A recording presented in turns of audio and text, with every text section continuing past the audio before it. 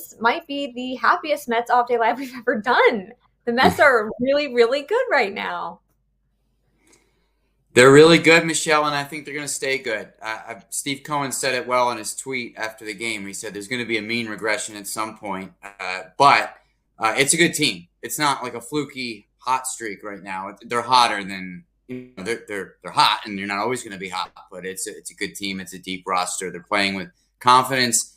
They've picked it up a bit from last year with that sense of assurance in the dugout that when they're down, they feel that they're going to come back. And they have lots of pitching. And you know what? They're not even firing yet in all the ways ultimately they will, in terms of one of the best hitters on the planet, Juan Soto, isn't firing yet. Mark Vientos is picking it up, but not all the way there yet. So there's actually still some upside to be tapped into with some of the lineup that we haven't even seen yet. Alvarez hasn't even played, for example. Yeah, Andy, I agree with you that, when you're hot, you're hot. I mean, just ride it, sit back and enjoy it. And there's nothing like having an off day after you win 8 in a row. That makes it's a pretty nice day. So, and you're right, they've got some help coming. I mean, we all know Jeff McNeil can be a dynamic offensive player, which, they're going to start needing some help. Pete's done it pretty much all alone here in the last, the first month of the season. So they're going to need some help, and they've got some help coming. But I've been so impressed with the way they pitched. It's really amazing. They have to make a pitch, they seem to make it. And so, and that's, as we know, that's going to be the key to the game as you get into the season. Yeah, the Mets the sweep of the Phillies, 7-0 homestand. They're now 5 games up in the division standings. Andy, do you think that the Mets are the team to beat in MLB right now? No, I don't think, and that's not a negative comment. First of all, I don't think that a statement like that can shake out on April 24th, one way or the other. But also, the team to beat's the team that won the World Series last year and still has the best roster, and that's the Los Angeles Dodgers. I know that everything hasn't gone as smoothly for them so far in some ways as they would like, but there's so much depth that Blake Snell can have a shoulder problem, as he does right now, and there's all kinds of uncertainty around him, and they're like, that's okay. We've got 20 more Cy Young winners or whatever they have. So I'm not saying that the Mets couldn't ultimately beat the Dodgers in an NLCS or anything like that. I'm just saying the Dodgers are the reigning champs. And if we want to pick a team to beat, I guess we have to go with that. But the Mets are the team to beat. Like today, they're the hottest team and one of the best teams. Don't get me wrong. But I just think, let's not get too crazy over a winning streak in April either, in that sense. That's fair. But Michelle, the way it put, are the Mets the team to beat right now? Yes, sure.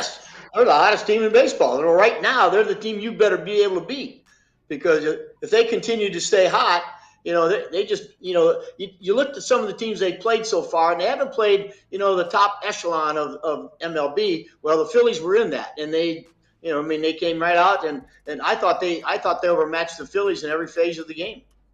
I agree with that. They're better. I think they're better than the Phillies, and I think they will be better than the Phillies this year. And I don't think that's an overreaction to one series. I just think you look at Rob Thompson. It took him ages to go to his bullpen. He doesn't trust it. Dave Dombrowski, who runs the team, that's been his whole career is building bullpens. So that was an issue during the NLDS last year. It's continuing. Phillies offense looks like it's aging a little bit, and they just don't look like they have the confidence that the Mets have head-to-head. So I agree with that, Terry, that they completely overmatched the Phillies. And like I said, I think it's real. I think they're better than the Phillies. I think the Braves are going to be there in the end, but I think the Mets certainly are shaping up like a team that could be there at the end in the division, no doubt. To tease one of our topics later, we will definitely be discussing Rob Thompson and the Phillies in a little bit. But Terry, you've been praising Carlos Mendoza since he joined the team, but how much do you credit him for the Mets' success this season? Well, I think it's a carryover, Michelle, from last year with the way he went about things. The players believe in him. He's calm. He stays calm. He doesn't overreact. And they trust him and the moves he makes. And you don't ever see a guy come out of the game and have a discussion. Hey, look, it's the move. He's been making them for 2 years now. He pinch hits when he feels that, hey, I got a pinch hit here because I like this matchup better. And the guys believe in him, and I think he should be rewarded for the fact that I think he's led this team, and I think the players know that they have somebody in that dugout that they trust, and that means a lot, boy, when you're on that field. Andy, it's not just Carlos Mendoza. It seems like every one of David Stearns' offseason moves has also panned out. Do you think the Mendoza-Stearns duo is one of the best GM-manager combinations in the league? They certainly have the ability to get there. You win something first before we probably have that conversation. But they're on their way. I think that Carlos reminds me of an Alex Cora or an Aaron Boone or a Dave Roberts or a Craig Counsell, or those guys could really be viewed as perennially one of the top managers for the reasons that Terry said and beyond. We could talk about Carlos all hour and say good things about what he's doing. And David Stearns, look, we talk about the Mets pitching, and I always hesitate to credit the top executive always with these things, because the Mets finding and their pitching and having the results of this pitching has to do with scouting, it has to do with analytics, it has to do with the assistant GMs, it has to do with the player development, the pitching coach, all these things. But as the president of baseball ops, Stearns is in a leadership position where he has to make sure he has smart people under him. He has to listen to what they say and kind of bake it all in and then make a final decision. So I think that any successful GM or president of baseball ops is successful in that they've hired good people and that they listen to those people and they're smart enough to listen to those people. And that's what I think Stearns is really good at, is that people in that organization, it's one of the things he's good at. People in that organization generally feel like they're listened to, and that they're the inner circle's big enough where people feel included and can contribute. So what you're seeing right now at the major league level is a group effort for so many people in so many different departments that Stearns is at the very top of that pyramid. Terry, last thing on the coaching staff here, and then we'll move on. You coached Jeremy Hefner while he played for you on the Mets. Did you see this type of leadership in him back then when he was a player? Well, again, when Hef pitched for me, the one thing he portrayed was he was a pitcher. I mean, he didn't overthrow. He wasn't blessed with one of those 100-mile-an-hour fastballs. He knew how to pitch. He knew how to use his stuff. He commanded his stuff. So he took all of the basics that you look at a pitcher and has transformed them now and with, some new technology and some of the stuff he does to be, to produce real good pitchers out of guys who, a lot of people think are maybe middle of the road kind of guys.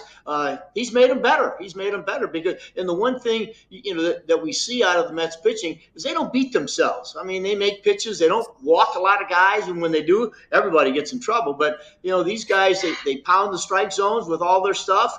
And right now, the way he's used that bullpen, guys are rested, even though they seem like they're in there a lot because the starters are basically 5-inning guys. But you know what? You look up and the matchups that they've been coming out of that bullpen with are very good. And I think that's the job that Hef has done. I think he's put together a game plan each and every day that's worked. So, yeah, I agree with everything you're saying. Unanimously, Jeremy Hefner is loved from all angles. So I do want to switch to Juan Soto, though. He hasn't really been playing up to his standard, but he's been contributing in other ways. Had a really nice defensive play when he threw out Nick Castellanos at the plate in the 8th inning of last night's win. Andy, how much do you think Soto's presence in the lineup contributes to what Pete Alonso and Francisco Lindor have been doing? I think it helps the whole lineup in that he's grinding down pitchers. He had his first at bat against Wheeler yesterday was a good example. It was kind of a vintage Soto. Where he wore him out. He saw all his pitches. He took pitches that were right on the edge of the strike zone. He fouled off tough pitches, made Wheeler throw absolutely everything.